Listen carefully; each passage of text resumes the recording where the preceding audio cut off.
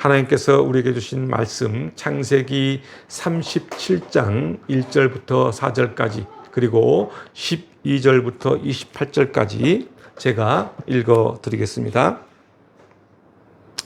야곱이 가나안 땅 곧 그의 아버지가 거류하던 땅에 거주하였으니 야곱의 족보는 이러하니라.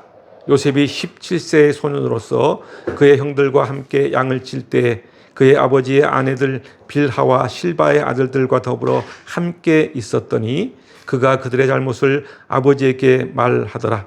요셉은 노년에 얻은 아들이므로 이스라엘이 여러 아들들보다 그를 더 사랑하므로 그를 위하여 채색 옷을 지었더니 그의 형들이 아버지가 형들보다 그를 더 사랑함을 보고 그를 미워하여 그에게 편안하게 말할 수 없었더라. 12절부터 28절까지 말씀입니다. 그의 형들이 세겜에 가서 아버지의 양떼를 칠 때에 이스라엘이 요셉에게 이르되 내 형들이 세겜에서 양을 치지 아니하느냐 너를 그들에게로 보내리라. 요셉이 아버지에게 대답하되 내가 그리 하겠나이다. 이스라엘이 그에게 이르되 가서 내 형들과 양떼가 다 잘 있는지를 보고 돌아와 내게 말하라 하고 그를 헤브론 골짜기에서 보내니 그가 세겜으로 가니라. 어떤 사람이 그를 만난즉 그가 들에서 방황하는지라. 그 사람이 그에게 물어 이르되 내가 무엇을 찾느냐. 그가 이르되 내가 내 형들을 찾으오니 청하건대 그들이 양치는 곳을 내게 가르쳐 주소서. 그 사람이 이르되 그들이 여기서 떠났느니라. 내가 그들의 말을 들으니 도단으로 가자 하더라 하니라. 요셉이 그의 형들의 뒤를 따라 가서 도단에서 그들을 만나니라. 요셉이 그들에게 가까이 오기 전에 그들이 요셉을 멀리서 보고 죽이기를 꾀하여 서로 이르되 꿈꾸는 자가 오는도다. 자, 그를 죽여 한 구덩이에 던지고 우리가 말하기를 악한 짐승이 그를 잡아먹었다 하자. 그의 꿈이 어떻게 되는지를 우리가 볼 것이니라 하는지라. 루벤이 듣고 요셉을 그들의 손에서 구원하려 하여 이르되 우리가 그의 생명은 해치지 말자. 루벤이 또 그들에게 이르되 피를 흘리지 말라. 그를 광야 그 구덩이에 던지고 손을 그에게 대지 말라 하니 이는 그가 요셉을 그들의 손에서 구출하여 그의 아버지에게로 돌려보내려 함이었더라. 요셉이 형들에게 이르매 그의 형들이 요셉의 옷 곧 그가 입은 채색 옷을 벗기고 그를 잡아 구덩이에 던지니 그 구덩이는 빈 것이라. 그 속에 물이 없었더라. 그들이 앉아 음식을 먹다가 눈을 들어본즉 한 무리에 이스마엘 사람들이 길앗에서 오는데 그 낙타들의 향품과 유향과 몰약을 싣고 애굽으로 내려가는지라. 유다가 자기 형제에게 이르되 우리가 우리 동생을 죽이고 그의 피를 덮어둔들 무엇이 유익할까? 자, 그를 이스마엘 사람들에게 팔고 그에게 우리 손을 대지 말자. 그는 우리의 동생이요 우리의 혈육이니라 하며 그의 형제들이 청종하였더라. 그때 미디안 사람 상인들이 지나가고 있는지라. 형들이 요셉을 구덩이에서 끌어올리고 은 20에 그를 이스마엘 사람들에게 팔매 그 상인들이 요셉을 데리고 애굽으로 갔더라. 아멘. 오늘 본문은 하나님의 섭리 가운데 살아가는 요셉의 이야기입니다. 요셉 이야기는 아마 기독교인들이 아니더라도 많은 사람들이 한 번쯤은 들어봤을 정도로 널리 알려진 이야기입니다. 요셉의 인생이 파란만장한 인생을 살게 된 원인은 바로 두 가지입니다. 하나는 아버지 야곱이 요셉만을 사랑했다는 것이고 그리고 또 다른 하나는 요셉의 꿈 때문입니다.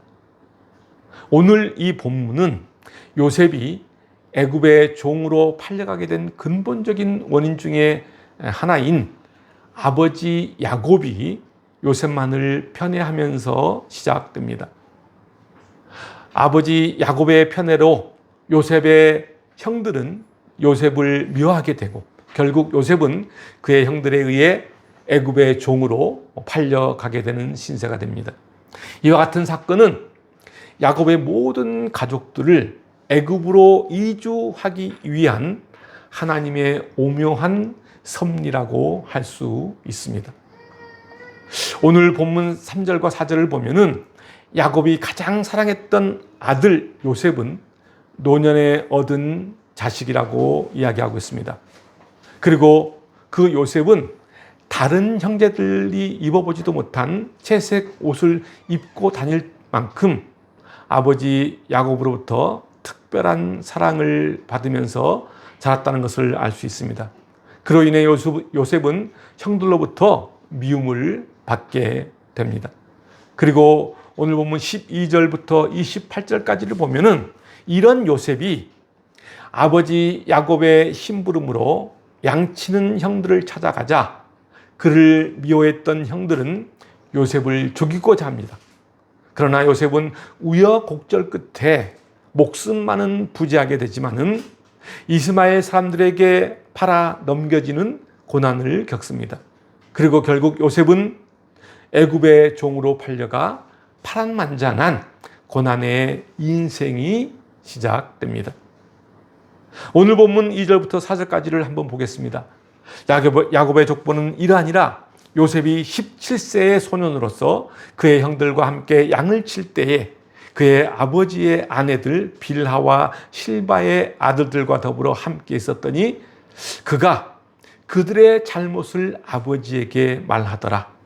요셉은 노년에 얻은 아들이므로 이스라엘이 여러 아들들보다 그를 더 사랑하므로 그를 위하여 채색 옷을 지었더니 그의 형들이 아버지가 형들보다 그를 더 사랑함을 보고 그를 미워하여 그에게 편안하게 말할 수 없었더라. 2절을 보면은 야곱의 족보가 나옵니다. 야곱에게는 요셉이라는 아들이 있었는데 그는 17살이고 그는 형들과 양을 치는 소년이라고 말하고 있습니다. 그리고 요셉의 성품에 대해서 언급하고 있습니다. 요셉은 형들의 잘못된 행동들을 아버지에게 알릴 정도로 성품이 곧고 정직한 사람이라고 말하고 있습니다. 아버지 야곱에게는 4명의 아내가 있었는데 이 4명의 아내들에게서 출생한 아들이 12명이 됩니다. 그 중에서 아버지 야곱이 가장 사랑한 자식이 바로 요셉이었다고 3절에서 말하고 있습니다. 요셉은 야곱에게 있어서 매우 소중한 아들이었습니다. 왜냐하면 야곱이 노년에 낳은 아들이었을 뿐만 아니라 야곱이 가장 사랑했던 아내가 낳은 첫 아들이 바로 요셉이었기 때문입니다. 그리고 요셉은 다른 형제들과 달리 지혜롭고 정직하며 하나님을 향한 믿음이 남달랐습니다. 이러한 요인들로 인해서 야곱은 요셉을 특별히 사랑하면서 그 사랑의 표시로 채색 옷을 입혔던 것입니다.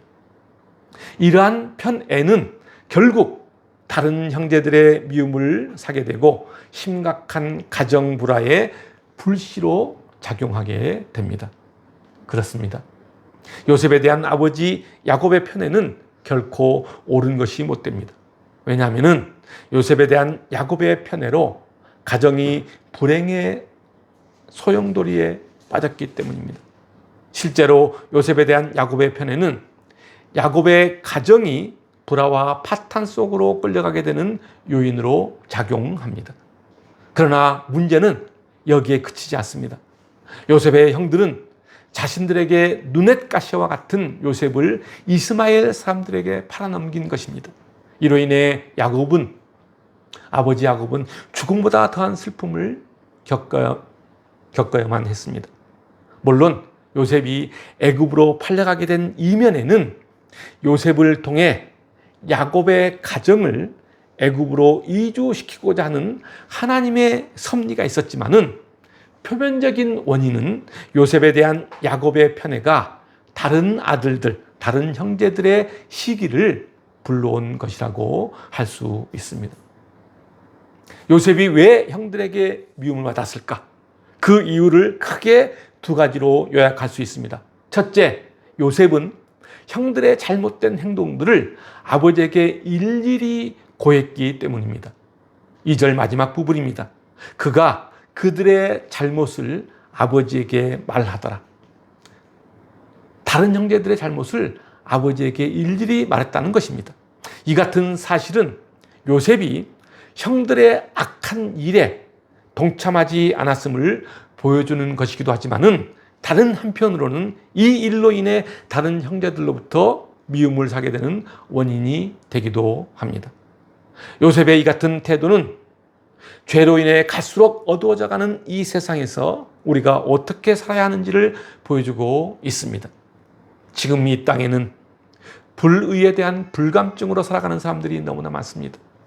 자신의 잘못뿐만 아니라 남의 잘못에도 무관심합니다. 심지어 잘못된 일을 저지르고도 그것이 진정으로 잘못된 것인 줄 모르고 살아가는 철면피 같은 사람들이 많습니다. 그래서 세상은 점점 더 황폐해지고 이웃 간의 정을 나누지 못합니다. 그러나 내가 사는 이 사회가 희망찬 미래로 나아가기 위해서는 주위에서 행해지는 작은 불의에도 관심을 가지고 그것을 바로 잡고자 하는 마음으로 기도하며 나가야 합니다. 그럴 때 이 세상은 어둠의 터널, 즉 사단의 계략에서 벗어날 수 있을 것입니다. 두 번째는 형들로부터 미움받고 분노를 더 폭발시켰던 요인은 요셉이 아버지의 사랑을 독차지했기 때문입니다. 3절과 4절을 다시 보면은 야곱이 다른 아들들보다 요셉을 더 사랑했다고 말하고 있습니다. 요셉은 야곱이 노년에 얻은 귀한 자식이라서 채색 옷을 입힐 정도로 요셉을 편애하였음을 알 수 있습니다. 그로 인해 형들은 요셉을 미워하게 됩니다. 그렇습니다. 자녀에 대한 부모의 편애는 자식들 간의 서로를 미워하게 만들고 갈등을 일으켜 마침내 온 가정을 불행으로 몰고 갑니다. 그런 면에 있어서 부모의 편애는 부모된 자가 범하기 쉬운 무서운 죄악 중에 하나라고 볼 수 있습니다. 우리가 쉽게 놓치고 있는 것이 바로 자녀에 대한 공평한 사랑입니다. 가정이 평안하고 가족이 화목하기를 원한다면 모든 자녀에게 차별 없이 골고루 사랑을 베풀어야 한다는 사실입니다. 그러나 우리도 인간인지라 때로는 이러한 사실을 놓치고 살 때가 가끔 있습니다. 이러한 부모의 편애는 자녀들 간의 시기를 불러오게 된다는 사실을 우리는 꼭 알아야 되겠습니다. 시기는 다양한 죄악의 근원이며 사람들과의 관계를 깨트리는 원인으로 작용합니다. 뿐만 아니라 사람들 간의 상호 불신을 초래하고 하나님께서 주시는 평화를 파괴하는 역할을 하기도 합니다. 그래서 잠언서에서는 이렇게 말씀하고 있습니다. 잠언서 14장 30절 말씀입니다.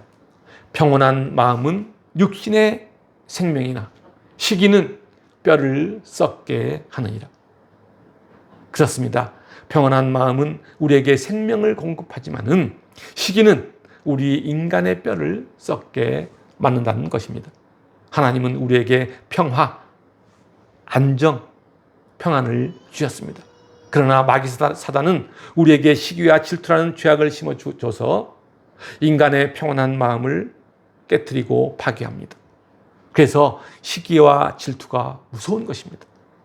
시기와 질투가 우리에게 해악을 끼치는 것은 단지 평안을 깨트리는 것이 아닙니다.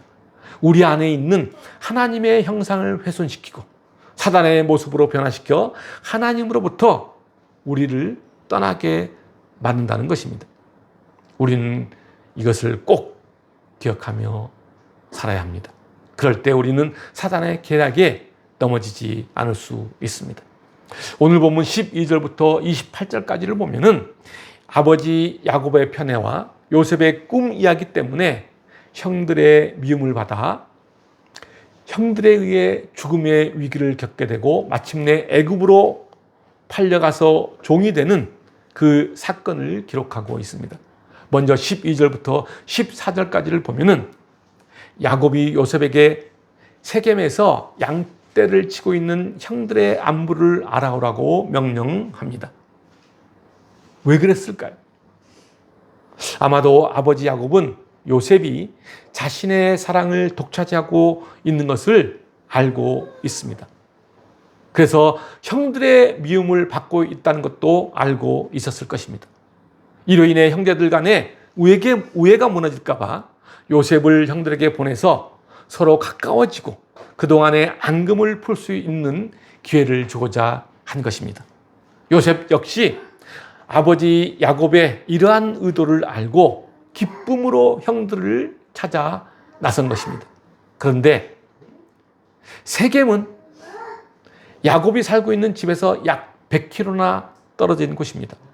요셉은 아버지의 명령에 순종하여 그곳으로 달려갔지만은 그러나 그곳에서 형들을 발견하지 못하고 다시 북쪽으로 30km 더 떨어진 도단이라는 곳에서 형들을 만나게 됩니다. 겨우 17살밖에 되지 않은 요셉에게는 혼자 가기에 매우 먼 거리였고 위험한 길이었습니다. 그럼에도 불구하고 요셉은 아버지의 명령에 따라 즉시 순종합니다. 어렵고 힘든 길이라는 사실을 알면서도 아버지 야곱의 마음을 기쁘게 해드리려고 위험한 길을 마다하지 않고 달려간 것입니다. 부모님을 생각하고 부모님의 마음을 편안하게 해드리려는 요셉의 행동은 마치 하나님께 순종하는 예수 그리스도의 순종을 예표하고 있는 듯 합니다. 그러나 형들을 찾아오는 요셉을 기다린 것은 따뜻한 환영이 아니라 요셉을 죽이고자 하는 형들의 음모였습니다. 아버지 야곱의 명령에 따라 형들을 찾아 나섰지만은 문제는 여기서부터 시작됩니다. 18절을 보면은 형들은 요셉을 죽이기로 계획을 세웁니다. 그리고 19절을 보면은 형들은 자신들을 찾아온 동생 요셉을 향하여 뭐라고 얘기합니까? 꿈꾸는 자가 온도다 라고 말합니다. 형들의 이 말 속에는 요셉에 대한 미움과 시기가 가득 담겨져 있는 것을 볼 수 있습니다. 그들은 요셉을 참혹하게 죽이려고 작정합니다. 형들은 동생 요셉의 생명을 빼앗는 일을 서슴없이 하려는 악한 계획을 세우고 있었던 것입니다. 그리고 20절 말씀처럼 그의 꿈이 과연 이루어지는지 여부를 살피고자 합니다. 이러한 형들의 말은 요셉의 꿈이 어떤 결과를 가져올 것인가라는 궁금증이 아니라 요셉을 죽임으로써 그 꿈이 실현되지 못하게 하겠다는 생각을 담고 있는 것입니다. 다시 말하면 그들은 자신들의 힘으로 요셉을 통한 하나님의 계획을 좌절시키려고 한 것입니다. 우리는 이 시점에서 이 사실을 꼭 기억해야 합니다. 인간의 생각으로 아무리 치밀하게 그리고 엄청난 노력을 한다고 할지라도 결코 하나님의 계획을 좌절시키거나 막을 수는 없다는 것입니다. 다만 인간의 악한 의도는 하나님의 심판을 면할 수 없다는 것을 꼭 알아야 합니다. 그러나 그 인간의 약한 의도마저도 하나님이 역사하시면 오히려 하나님의 뜻을 이루는 다른 방편이 될 뿐이라는 사실입니다. 그렇습니다. 우리가 살면서 하나님의 뜻보다는 내 자신의 뜻을 먼저 앞세우고 나갈 때 그때마다 우리가 느끼는 것은 뭡니까? 그러면 그럴수록 고통은 고통대로 당한다는 것입니다. 그리고 결국 모든 일은 내 뜻이 아니라 하나님의 뜻대로 된다는 것입니다. 우리는 이 사실을 깨닫고 기억해야 합니다. 사랑하는 성도 여러분, 모든 일에 먼저 기도로서 하나님의 뜻을 구하시기 바랍니다. 그리고 자신의 모든 것을 하나님 뜻에 맡기시기 바랍니다. 그럴 때 우리가 가는 길은 형통하게 될 것입니다. 그럴 때 우리의 마음에 평강이 넘쳐나게 될 것입니다. 21절과 22절을 보면은 요셉의 형들이 요셉을 죽이려고 할 때 마청 루벤이 형제들을 말리며 자신들의 손으로 피를 흘리지 말고 구덩이에 던져 스스로 죽게 하자고 제안합니다. 요셉의 생명을 구하기 위한 루벤의 한 방법입니다. 그리고 26절을 보면은 유다의 또 다른 시도가 이어집니다. 그것은 요셉을 노예로 팔고 그를 죽이지 말자는 것입니다. 요셉을 살리려는 루벤과 유다의 노력이 엿보이는 대목입니다. 그로 인해 요셉은 그 생명을 온전히 보존하고 애굽에서 또 다른 인생을 시작할 수 있게 된 것입니다. 그렇다면 만약에 루벤과 유다의 노력이 없었다면 요셉은 어떻게 되었을까요? 형들에게 죽임을 당했을까요? 그렇지 않습니다. 왜냐하면 요셉을 살린 것은 결코 루벤이나 유다가 아닌 하나님이시기 때문입니다. 루벤과 유다는 단지 요셉을 살리기 위한 하나님의 도구로 사용됐을 뿐입니다. 다시 말하면 구원의 주체는 하나님이라는 말입니다. 그렇습니다. 우리의 보호자 되시며 우리의 유일한 구원자는 오직 하나님뿐입니다.